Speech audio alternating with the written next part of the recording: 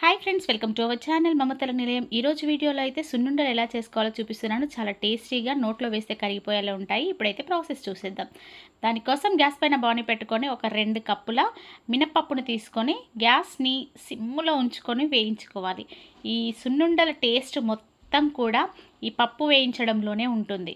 నెమ్మదిగా అటు ఇటు ఎటు వెళ్లకుండా దగ్గరగా ఉండి ఈ మినపప్పునైతే వేయించుకోండి. పక్కన సైడ్కి ఏ వంట కర్రీయో అన్నమో వండుకుంటూ ఈ పని చేసుకోండి.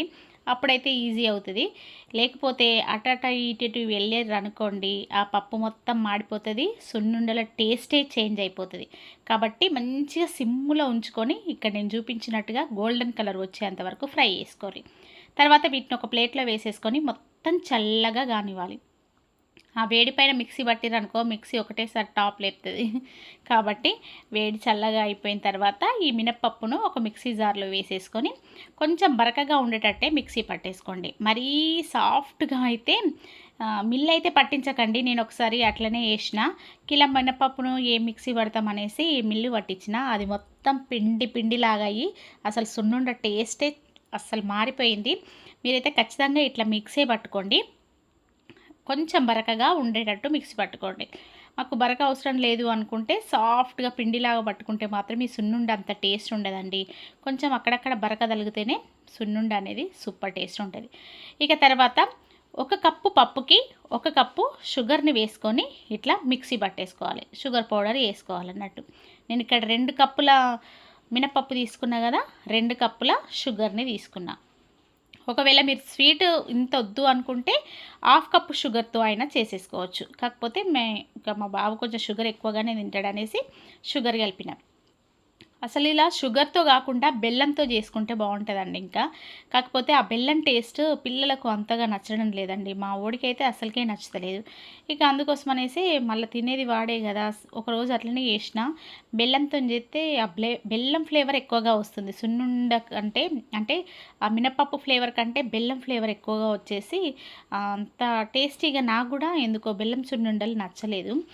ఇంకొక వీడియోలో అయితే బెల్లంతో ఎట్లా చేసుకోవాలో నేను మళ్ళీ మీతో షేర్ చేసుకుంటాం.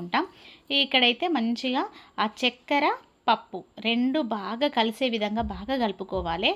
ఎక్కడ కూడా అంటే ఇట్లా మనం షుగర్ని వేసినాం కదా, అక్కడక్కడ ముద్దలు ముద్దలు లెక్కలు ఉంటుంది. కాబట్టి మంచిగా ఎక్కడ కూడా తిడప లేకుండా అంతా కూడా పౌడర్ని మొత్తం సమానంగా కలుపుకోవాలి. చక్కెర పౌడర్ మరియు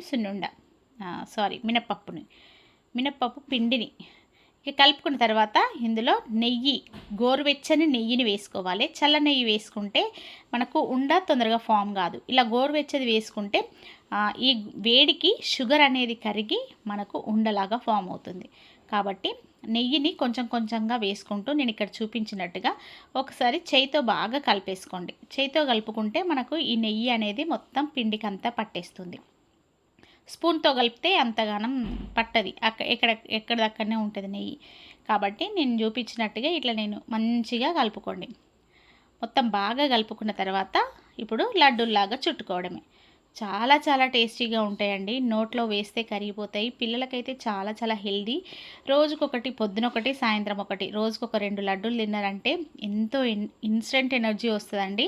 నేనైతే పిల్లలు స్కూల్కి వెళ్ళేటప్పుడు ఎక్కువగా ఇవి చేసేదాన్ని. ఇక ఇప్పుడు పిల్లలు హాస్టల్లో ఉంటున్నారు కదా, ఇవి కూడా కంటిన్యూ చేస్తున్నా. ఎందుకంటే హాస్టల్ ఫుడ్ కరెక్ట్ తింటలేరు అనేసి, కనీసం ఇట్లనన్నా తింటారు అనేసి ఇవి అయితే చేస్తున్నా అండి. చాలా చాలా ఈజీ చేసుకోవడం, టేస్ట్ కూడా వేరే లెవెల్లో ఉంటాయి. తప్పకుండా ట్రై చేయండి. ఇదే అండి ఈరోజు వీడియో. ఈ వీడియో కనుక మీకు నచ్చితే please like, share, comment and subscribe చేసుకోండి ఫ్రెండ్స్ మన ఛానల్ని. ఇలాంటి మంచి మంచి వీడియోస్ కోసం మన ఛానల్ని రెగ్యులర్గా ఫాలో అవుతూ ఉండండి. రేపు మరో మంచి వీడియోతో మీ ముందుకైతే వచ్చేస్తాను. Bye friends.